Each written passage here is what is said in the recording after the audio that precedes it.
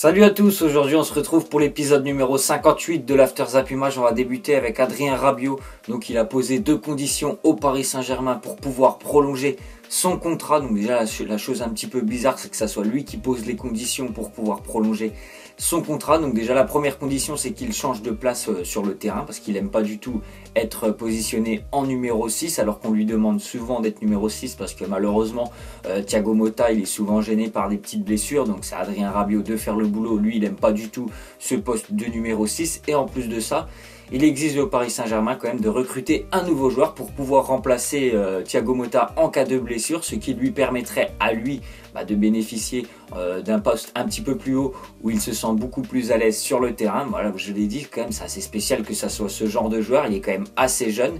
Je trouve qu'il a un petit peu pris la grosse tête là depuis quelques semaines. Il faudrait qu'il redescende un petit peu sur terre parce que là depuis quelques semaines ces matchs ils sont un petit peu compliqués, que ce soit avec le Paris Saint-Germain ou avec l'équipe de France. Alors bon, je ne sais pas si le Paris Saint-Germain va accepter quand même toutes ces requêtes de la part d'Adrien Rabiot. On continue donc avec une déclaration de Bernardo Silva. Il nous dit: Kevin est juste un joueur incroyable. C'est un plaisir de jouer avec ce type de joueur. Je pense que Kevin De Bruyne, depuis qu'il est arrivé à Manchester City, n'arrête pas de progresser. Et alors cette année, cette deuxième année sous l'ère Guardiola, il est en train vraiment d'exploser tous les compteurs, que ce soit dans le jeu ou les compteurs statistiques avec Manchester City. Si vous avez l'occasion d'aller voir le résumé du match de Manchester City contre Stoke ce week-end, regardez les passes décisives de Kevin De Bruyne, elles sont magnifiques. Il arrive à déstabiliser presque les 4 défenseurs grâce à ses passes. Il arrive à couper les lignes défensives. C'est vraiment magnifique ce qu'il a fait encore une fois ce week-end, Kevin De Bruyne. En plus de ça, il est capable de marquer. On se rappelle de son but à peu près à 20 mètres contre Thibaut Courtois face à Chelsea il y a quelques semaines. C'est vraiment un joueur super important dans le dispositif de Josep Guardiola. Donc c'est un super joueur, Kevin De Bruyne.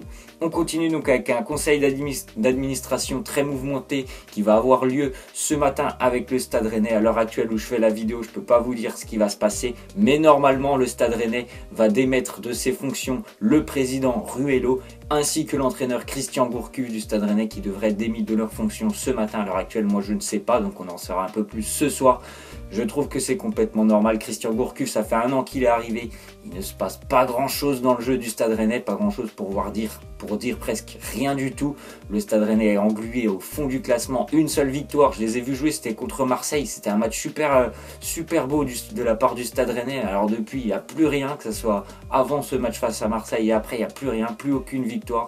Le fond de jeu, c'est assez triste quand même de voir jouer le Stade Rennais. En plus, ils ont quand même réalisé un mercato, il me semble, avec presque 30 millions cet été, notamment sur la pépite Ismaïla Sarr du FC Metz, et il n'y a rien qui se passe, donc normalement ça devrait pas mal changer aujourd'hui du côté du Stade Rennais. Ensuite, une déclaration de Guardiola. Il nous dit: dans le vestiaire, durant les entraînements, l'ambiance est excellente, gagner des matchs ça aide aussi. C'est vrai que Manchester City fait un énorme début de saison. Voilà, cette deuxième saison avec l'ère Guardiola, l'année dernière c'était un peu compliqué. Voilà, il fallait vraiment qu'ils mettent tout en place, mais voilà, maintenant je pense que l'équipe elle est vraiment à maturité dans son jeu, dans ce que demande Josep Guardiola, et on le voit, il met des volets presque tous les week-ends à tout le monde en première ligue. En Ligue des Champions, tout va bien pour eux. Ils sont premiers dans leur groupe. D'ailleurs, ils affronteront lors d'un choc ce soir le Napoli. Voilà, un super début de saison pour eux. J'ai vraiment peur pour Manchester United parce qu'à mon avis, ils sont en dessous du niveau de Manchester City. D'ailleurs, on voit une petite info de José Mourinho. C'était une interview ce week-end. Il n'a pas fermé la porte à un départ du Paris Saint-Germain. D'ailleurs, il a dit: je ne me vois pas terminer ma carrière du côté de Manchester United. On sait que Unai Emery, normalement, il ne sera pas prolongé à la fin mercato d'été l'année prochaine. Unai Emery, normalement, il devrait quitter le Paris Saint-Germain. Donc pourquoi pas l'arrivée de José Mourinho sur le banc parisien l'année prochaine. En plus, quand je vois le match de Manchester United ce week-end à Liverpool, je me dis qu'avec les joueurs qu'il a, faire un match comme ça, aussi défensif, ne rien tenter sur le plan d'attaque, c'est assez décevant quand tu supportes Manchester United de voir jouer ton équipe de cette manière. On continue avec les statistiques de Thomas Meunier pour un latéral. C'est quand même assez intéressant ce qu'il fait, que ce soit avec le PSG ou la Belgique. C'est 10 matchs, 7 buts, 7 passes décisives. Encore ce week-end, j'étais au match pour le match Dijon-Paris Saint-Germain. C'est lui qui a mis un doublé alors qu'il est quand même latéral, Thomas Meunier. Mais faut pas oublier qu'en fait, il a évolué au poste d'attaquant ou un peu plus milieu offensif quand il était très jeune. dans les catégories jeunes, il évolue à ces postes-là. Donc c'est pour ça il a encore quelques automatismes de ces postes-là et se retrouve aussi souvent sur le front de l'attaque parisienne.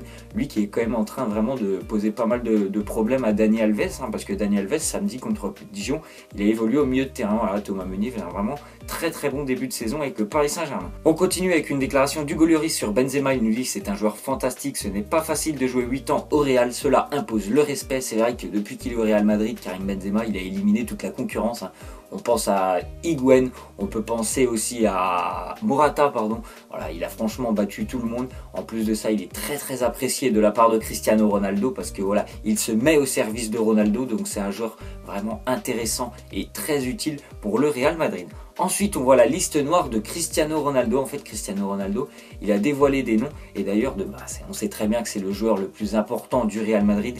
Et voilà, il fait un peu ce qu'il veut au Real Madrid. Et notamment, il avait dit en fait qu'il ne voulait pas de Paul Pogba l'année où il est parti de la Juventus. Il avait aussi parlé de Zlatan Ibrahimovic. Il ne voulait surtout pas que Zlatan vienne lorsqu'il était évolué encore du côté du Paris Saint-Germain, sa dernière année de contrat avec le Paris Saint-Germain. En fait, il voulait déjà pas de ces deux joueurs-là parce qu'ils ont un ego surdimensionné. Et voilà, il veut pas du tout, il veut que ça soit lui la star, il ne veut personne d'autre pour le concurrencer au sein du Real Madrid. On continue avec une déclaration de Zidane. Il nous dit: affronter Tottenham, c'est une petite finale. On veut faire un bon match et montrer que la Liga est bien meilleure. C'est le choc, on va dire, ce soir lors de cette journée de Ligue des Champions. Le Real affrontera Tottenham. Les deux équipes sont à 6 points à l'heure actuelle. D'ailleurs, on verra Harry Kane face au Real Madrid, peut-être sa future équipe, Harry Kane.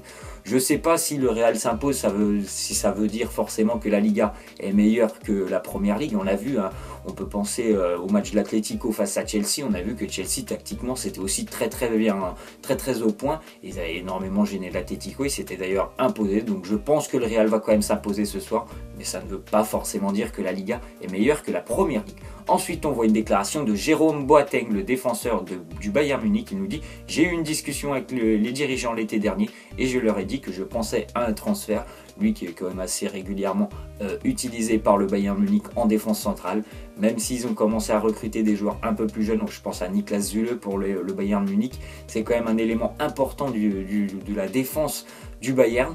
Je pense que voilà, c'est les petites blessures qu'il a tout au long de l'année qui lui posent problème. Voilà, il n'est pas présent des fois lors des grands matchs pour le Bayern Munich parce qu'il est souvent gêné par des pépins physiques. Donc on verra, peut-être qu'il va quitter le Bayern au prochain mercato.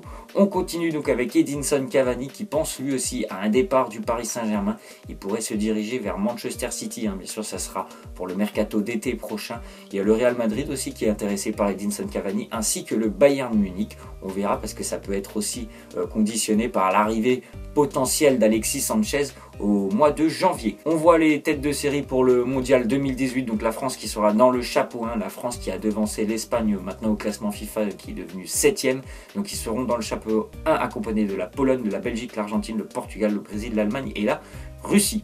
On continue avec le club de Newcastle, qui est en vente à hauteur de 425 millions d'euros. Donc peut-être que voilà, c'est quand même un club qui a une histoire assez énorme, hein, sur le plan du football en Angleterre. Il y a un stade, il y a franchement de très belles installations du côté de Newcastle. Donc peut-être qu'un investisseur, ça pourra l'intéresser de poser 425 millions pour acheter le club.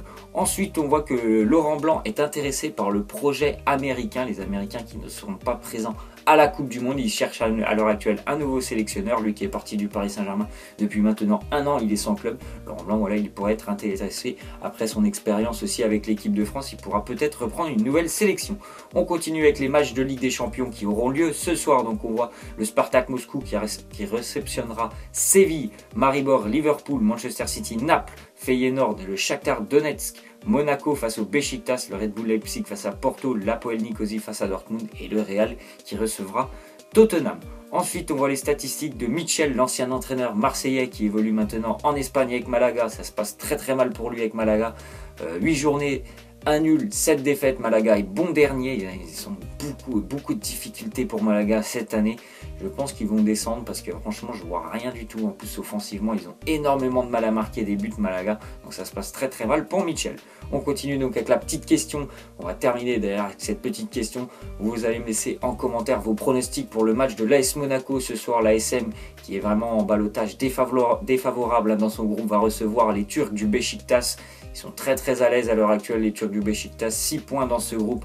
Je vais dire que Monaco va s'imposer 2-1, mais je vois un match très très compliqué pour les Monégasques. Il va falloir mettre beaucoup plus d'envie et d'abnégation que lors des précédentes journées, parce que sinon ils vont encore une fois être très très déçus comme ils l'ont été face à OFC Porto où ils ont été battus 3-0. C'est un match super important pour Monaco, encore une fois c'est à domicile, il va falloir gagner parce que sinon, si ce soir il n'y a même pas, et c'est un match nul ou une défaite, ils peuvent dire adieu à la qualification, ils pourront certainement plus penser à l'Europa League qu'à une certaine qualification. Voilà, c'est la fin de cet After Zappimage, j'espère que ça vous aura plu, n'hésitez pas à lâcher des likes, à vous abonner.